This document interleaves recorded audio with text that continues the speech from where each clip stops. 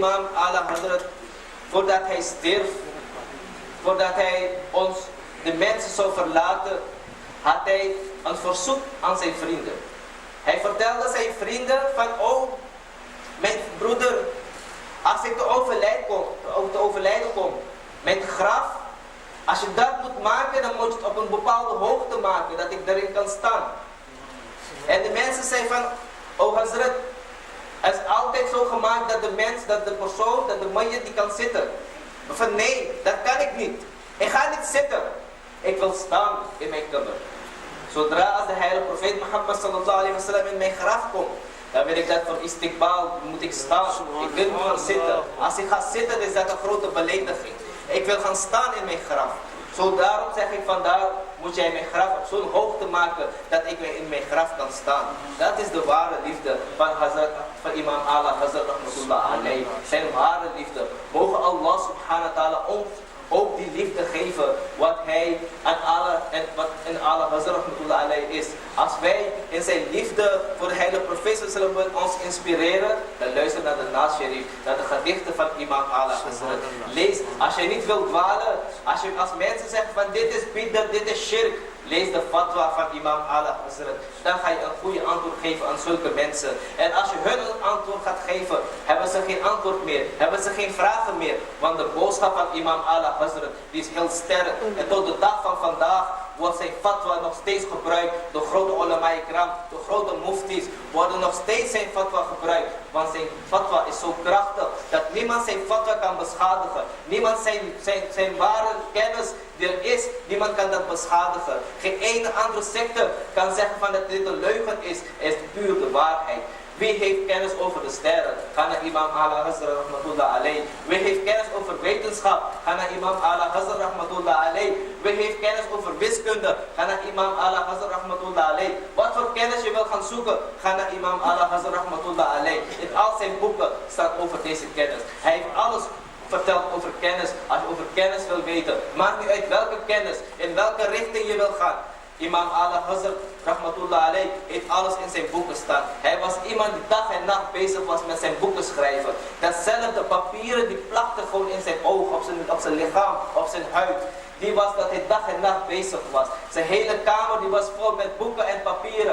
Het enige wat hij wist, alleen een pen en een papier. En zijn kennis wat hij had. Dat heeft Allah subhanahu wa ta'ala aan ons gestuurd. Is een grote nemen, is een grote gunst wat Allah subhanahu wa ta'ala ons heeft gegeven. En wij mogen als moslim, als mu'min, mogen wij Allah subhanahu wa ta'ala dankbaar zijn. Hoe mogen we de heilige profeet sallallahu alaihi wasallam dankbaar zijn? Want de dua van de heilige profeet sallallahu alaihi wasallam, de genade van Allah subhanahu wa ta'ala is iemand gestuurd als Allah Hazrat. En ook andere jaren zullen ook zulke mensen komen. Zodra er problemen zijn, zodra er nog vragen zijn die geen oplossing is, zal Allah subhanahu wa ta'ala een zekere mujadid sturen. Wat staat in de hadith Mubarakah, dat de heilige profeet sallallahu alaihi wasallam heeft gezegd, van elk 100 eeuw, een eeuw zal een mujadid komen. En inshallah, het gaat blijven komen. Tot de dag van Qiyamah zullen ze blijven staan. Dus dat wil zeggen, de islam die zal nooit uitgeroeid worden. De islam die zal blijven tot de dag des oordeel. Tot de dag van Qiyamah zal de waarheid bovenop blijven. Tot de dag van Mahshar, op de dag daar zal ook de waarheid blijven. Mogen Allah subhanahu wa ta'ala ons de hidayat geven, ons de tawfiq geven, dat wij kennis vergaren. Kijk, mensen, laat je niet dwalen door andere secten, van dit is shirk, dat is bid'ah. Mensen, gaan voor de kennis. Allah Hazrat rahmatullah alayhi heeft zoveel geschreven voor ons.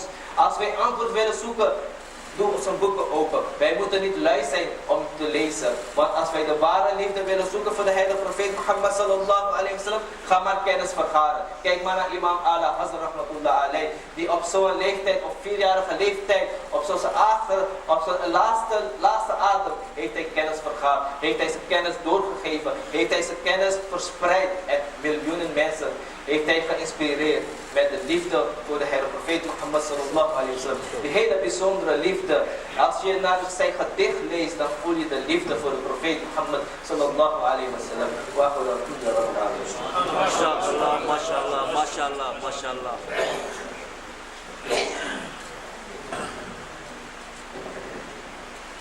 Muhtaram Hazrat, ये थे जिसे अल्लामा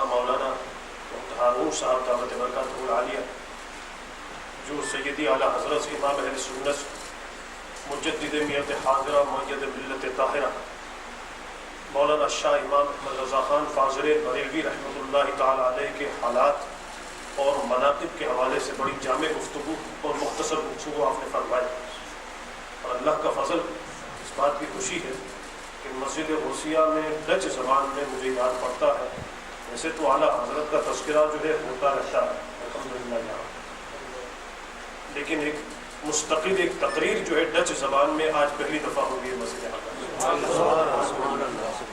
اگرچہ اس کو یہ کہا جائے کہ دیر آئے مگر درست آئے الحمدللہ، اور یہ سلسلہ ہماری یہ خواہش مسجد اعظم کے انتظامیہ کی خواہش، میں بذات خود جو ہے بڑی خواہش رکھتا ہوں کہ ہمارے یہاں جو بھی اجتماعات ہوں اس میں ہمیں حد الامکان کی کوشش کرنی چاہیے، جہاں اردو زبان میں علماء خطابات فرماتے ہیں ہم اس کا بھی اہتمام ضرور رکھیں کہ ڈچ زبان میں بھی اس میں خطاب ہو، تاکہ وہ طلباء یا وہ نوجوان جو صرف ڈچ ہی سمجھتے ہیں وہ بھی جو ہے اس سے پوری طرح سے جو ہے استفادت حاصل کر سکیں۔ اصل میں اعلیٰ حضرت کا نام لیا کیوں جاتا ہے اتنا، اس کی بنیادی وجہ کیا ہے؟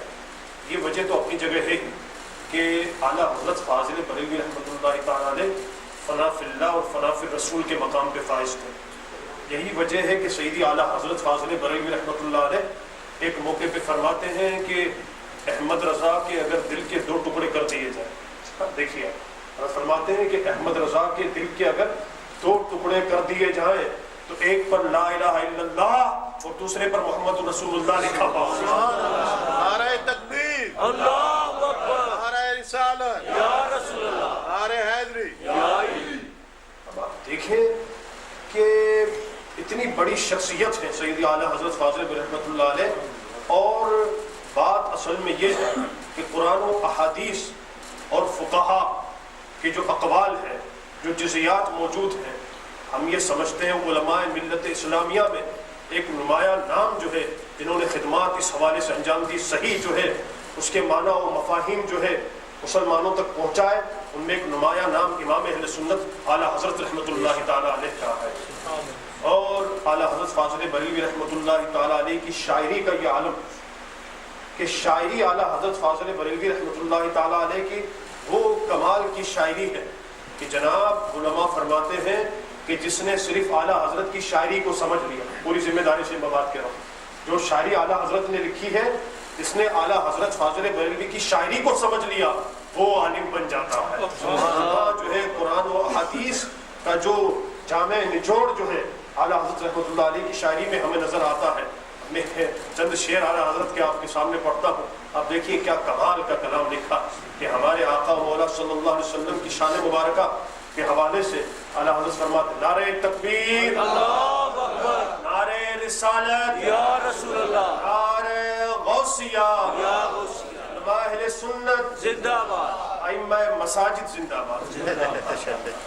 یہ نعرے کی بھی اب ضرورت نہیں ہے جو مساجد ائمہ مساجد جو ہے ان کے زندہ باد رہنے کی بھی دعائیں ضرور کریں، کیونکہ مستقل جو ہے ائمہ کا ٹھہرنا جو ہے مسجدوں میں یورپ میں یہ بھی ایک بہت بڑا کمال ہے۔ میں نے کسی وقت مجھے یاد پڑتا ہے 6-7 سال پہلے اپنی تقریر میں یہاں غوثیہ مسجد میں کہا تھا کہ جو امام جو ہے 1 سال اگر مسجد میں پورا کر لے یہاں یورپ میں تو اسے گولڈ میڈل دینا چاہیے۔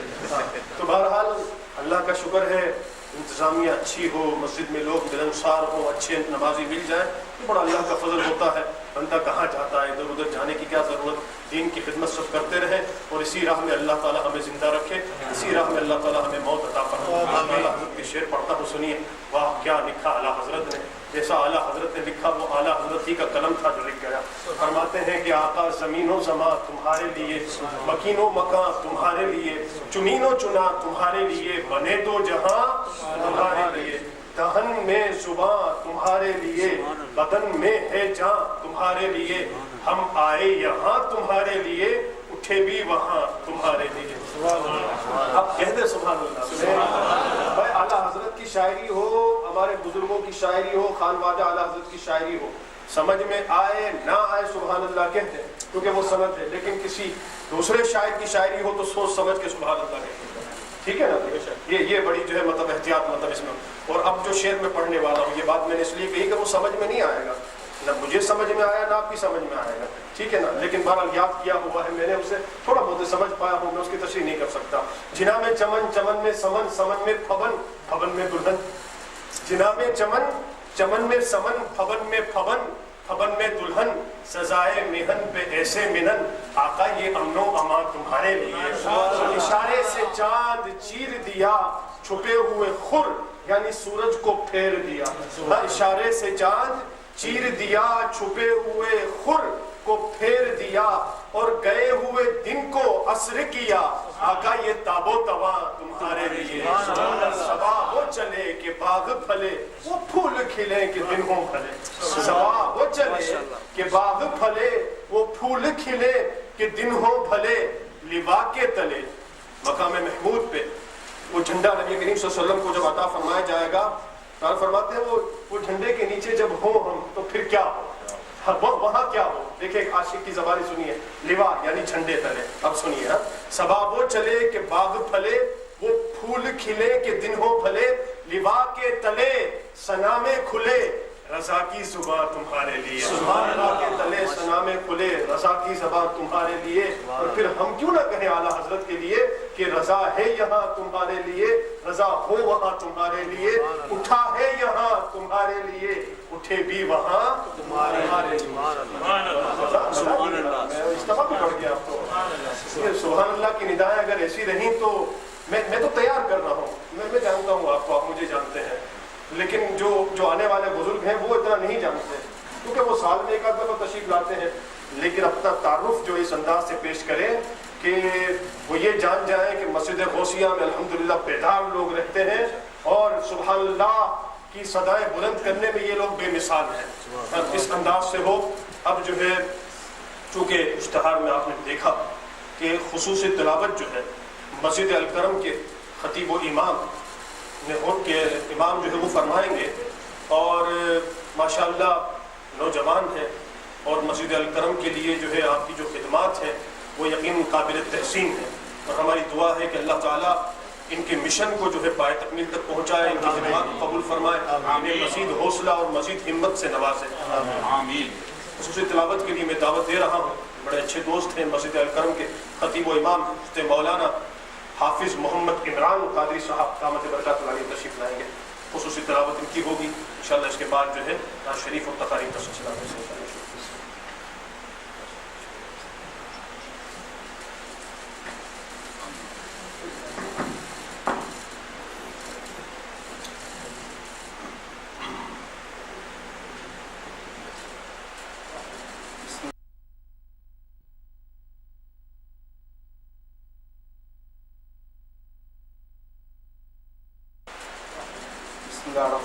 تلاوت سے قبل دو چار باتیں عرض کرنا چاہتا ہوں۔ ماشاءاللہ اعلیٰ حضرت عظیم المرتبت مجدد دین و ملت حضرت امام احمد رضا خان بریلوی رحمۃ اللہ تعالی علیہ، جو مجدد وقت اپنے دور کے مجدد تھے، اور ان کا کارنامہ، ان کے کارنامے اور ان کی اس وقت دین کی خدمت ایسی خدمت تھی کہ آج ہم سب مل کر ان کو خراج تحسین پیش کرنے کی کوشش کر رہے ہیں۔ میں صرف ایک بات عرض کرنا چاہتا ہوں کہ اعلیٰ حضرت رحمۃ اللہ تعالی علیہ، آپ نے جو اسلام کے 14 معیاری علوم ہیں جن کو اسلامک نارمیٹیو سائنسز کہا جاتا ہے، جس میں صرف، نحو، بدیع، بیان، بلاغت، یہ تمام علوم آتے ہیں، اعلیٰ حضرت رحمۃ اللہ تعالی علیہ نے یہ 14 علوم تو حاصل کیے، اور ہمارے علماء فرماتے ہیں، میں نے خود سنا ہے، وہ کہتے ہیں کہ جو ان علوم کو پڑھتا ہے اس کے سامنے موجودہ دور کے جو یہ ماسٹر وغیرہ یا یہ پی ایچ ڈی کی تحقیق ہوتی ہے، یہ پرائمری لیول سے تعلق رکھتی ہے، یعنی کہ یہ 14 علوم اس قدر گہرے ہوتے ہیں، اگر ان کو پڑھا جائے تو ان میں بڑی گہرائی ہوتی ہے اور بڑی مشکل کے بعد اس پر دسترس حاصل ہوتی ہے۔ لیکن اعلیٰ حضرت رحمۃ اللہ تعالی علیہ نے یہ 14 علوم جو اسلام کے لیے ضروری ہیں، نہ صرف وہ حاصل کیے، بلکہ اس کے علاوہ